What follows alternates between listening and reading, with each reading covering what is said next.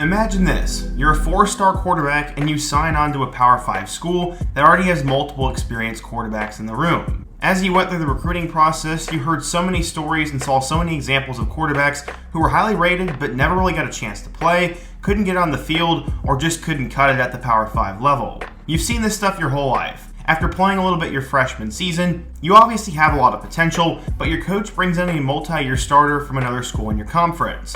This guy is supposed to take over, lead the team to a good season, and you'll be a backup once again. You know your time is hopefully coming, but then it actually comes. You become the starting quarterback, you show your immense potential, you lead your team to wins, and now you're the guy. You're the face of the program, you're their star quarterback. That is exactly what has happened to MJ Morris, except there's a plot twist. After that, he quit on the team. No matter how you look at the situation, that is ultimately what has happened here. MJ Morris does not want to burn his red shirt and has effectively decided this season is not worth it to him and he is done playing. This is all for the idea that he'll be fine in the future. In today's video, we're going to talk about who MJ Morris is, why he has so much potential, the whole decision to sit out, and why ultimately this could end up being super short-sighted. But before we get started, if you're a big college football fan, quickly be sure to subscribe to the channel, leave a like if you want to support today's video, and turn on post notifications so you never miss when I upload.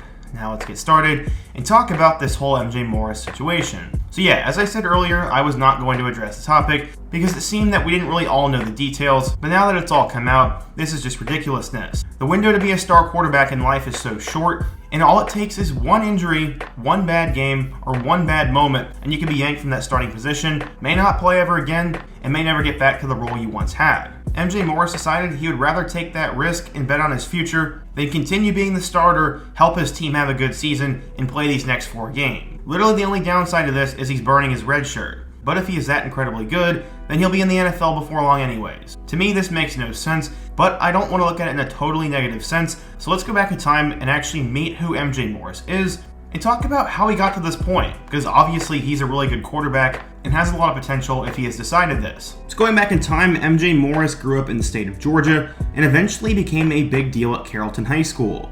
He got time as a true freshman and would take over as the full-fledged starter his sophomore year. In 2019, as a sophomore, he'd throw for 2,186 yards, 20 touchdowns, and 6 picks. He completed 61% of his passes and also ran for nearly 400 yards and 8 touchdowns. Because of this, he became a big-time recruit, and with his unlimited potential and dual threat abilities, he was a sought-after player who got offers from Alabama, Georgia, Auburn, Michigan, Oregon, Miami, Florida State, and Virginia Tech. Ultimately, it would come down to 3 schools for him though, as he chose between NC State, Georgia Tech, and Nebraska, and eventually went with the Wolfpack. Why NC State? Well, he said, quote, "I just felt in my gut it was the best place for me. Coach Beck, Coach Dave Doran, and I have been going at this for a while, and NC State is one of those schools that has been the most consistent with me, and they've been the most consistent with my parents too." With that offer sheet and the final 3 schools that he selected from, it makes me wonder if those programs really had committable offers to him, because after all those big-time offers and to settle for those 3 seems a little interesting, but that was a side note. Another reason he wanted to go to NC State was because of a long line of successful quarterbacks, which included Brian Finley, Mike Glennon, Russell Wilson, and Jacoby Brissett. Eventually, after his sophomore year, he went to Pace Academy in Atlanta and would finish out the remainder of his high school career. In terms of his recruiting ranking, he was a big deal. He was the 3rd highest quarterback to ever commit to NC State, trailing only Mike Glennon and Marcus Stone. According to 24/7 Sports, Morris was a 4-star recruit, the number 25 quarterback, and the 417th best player in the class of 2022. So he had a lot of potential, but how would he do at NC State, who already had Devin Leary? So obviously Morris would arrive at NC State with a considerable amount of hype, but he was not going to play as Devin Leary was the starter. Except, last season after Leary went down, Morris got an opportunity to play. He saw substantial time in 3 games, and he went 2-1 in that stretch. He threw for 265 yards and 3 touchdowns against Virginia Tech, had 3 touchdowns and a win over Wake Forest, and then had 2 touchdowns and a loss to Boston College. He was a 2-time ACC Freshman of the Week guy, and became the first true freshman to start at quarterback for the Wolfpack since Phillip Rivers. There were some rumors that Morris entered the portal, but that did not end up happening. He ended up being the backup quarterback, as they brought in Brennan Armstrong from Virginia to be the guy. This season, NC State kind of struggled at first, but Morris did not play in their first 5 games. He was planning on sitting out the entire season, but Brennan Armstrong was that bad that Morris needed to play. Armstrong only had 5 touchdown passes compared to 6 picks in his first 5 games, and Morris would take over at quarterback. Prior to the Wolfpack's bye week, MJ had this to say, Quote, "We're going to do a lot of soul searching and see how we want to finish the season. We want to finish it off the right way. We want to come together as a group, and that's really what we have to do right now. We're going to watch film together no matter how late it is. I don't care. We'll stay there all night, and we'll do what we have to do. There's a lot of work to be done." Right then and there, it seemed like MJ was a terrific leader, and that he was going to help NC State get back on track. As I said, Doran would bench Armstrong and would elevate Morris to be the starter for their game against Marshall. In that game, he threw for 265 yards with 4 touchdowns. He did have 3 picks, but the Pack won by 1 score. After that, he threw an interception in a blowout road loss to Duke, and then over these last 2 weeks has been a little bit better. He threw for 138 yards and 2 touchdowns in a win over Clemson, and then threw for a touchdown in a win over Miami. The Wolfpack are now coming off back-to-back victories against ACC opponents, and Morris has been solid in all of those games, but then what he decided to do next shocked the college football world. This past week, we found out that there were rumors that Morris was going to redshirt for the remainder of the season, basically meaning he was done playing. These rumors were both confirmed by head coach David Doran and MJ Morris's dad himself. After leading the Wolfpack to a 3-1 record, he has obviously been a solid player for him, but his stats have really not popped off the page. He's only completing 56% of his passes, he's only averaging 179 yards a game, and has 5 picks compared to 7 touchdowns. Those are not out of this world numbers, and as of right now, it seems like his plan is to skip the rest of the season, prepare to be the starter next year, and hopefully get to the NFL at some point. This move absolutely puzzles me. Based on everything he said in the bye week, and just pure logic, this seems to be a very short-sighted decision. Not only could NC State win 10 games, but they could still get to the ACC Championship and go to a really good bowl game.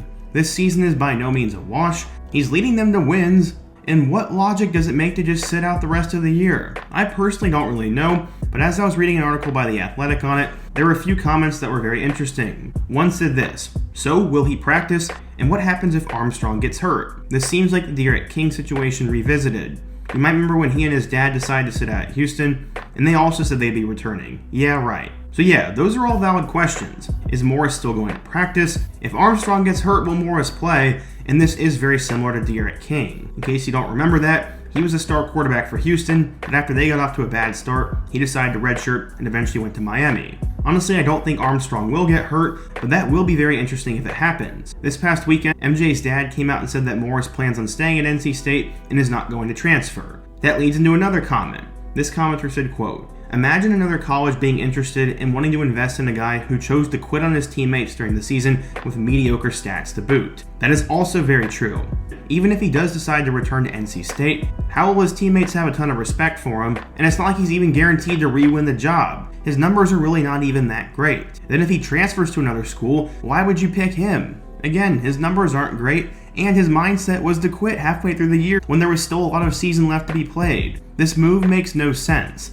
If Morris was really an NFL guy, why not get the reps now, play next year, and then leave for the 2025 draft, instead of sitting out, trying to play 2 more years and then get there? None of this really makes any sense, and the only possible thing I can think of is that there was tampering from another school, or that he's going to get a big NIL payday.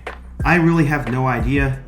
But all in all, this is just short-sighted, and honestly just really stupid, and a kick in the face to a lot of athletes who would kill to be in this situation. The last comment I saw on The Athletic said this, quote, "Right now, all across America, thousands of high school football players dream of being the starting quarterback at a Power 5 school. This dude just voluntarily walked away from that, believing that he can easily step into it right again, all for the sake of an additional year of NIL money. Good luck." Yes, that is very true.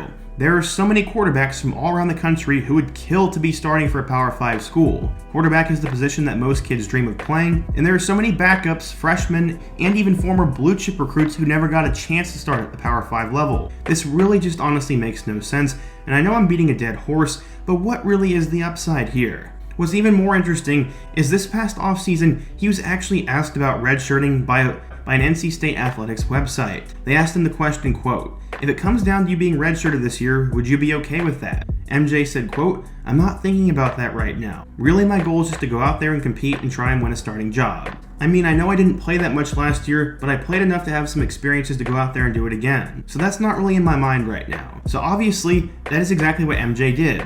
He had the talent and the work ethic to become the starting quarterback for NC State, went 3-1, showed glimpse of potential, and now all of a sudden the red shirt is on his mind and he's deciding to quit on the team. Imagine if every player did this.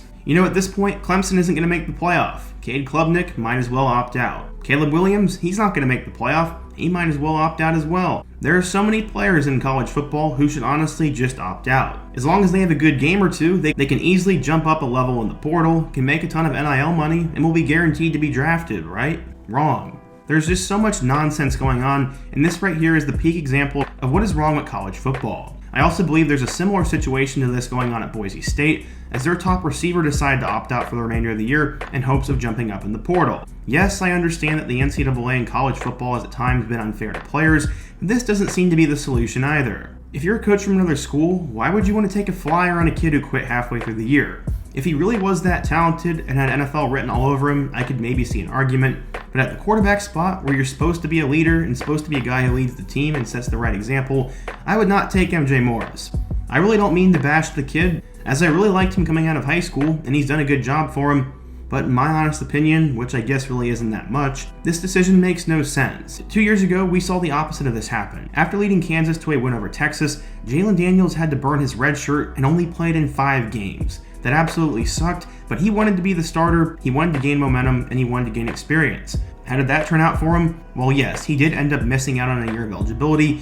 He ended up leading Kansas to a breakout season, got serious NFL hype, and got even more in NIL. He actually had somewhat of a reason to not play. Kansas was not going to make a bowl game, he only would have played in 5 games, and he wasn't even all that good at the time. But he still played, and there are plenty of other examples of this. I really hope in the future that MJ Morris is not the poster child of NIL gone wrong, but there's a chance that could happen. Either way though, I do wish the guy the best of luck, hope he balls out, and I do hope other college football players don't follow this example. But what do you guys think? If you're an NC State or college football fan, what do you think of this MJ Morris situation? What do you think about players opting out early? And what other topic or player or video should I cover next? Be sure to let me know down below.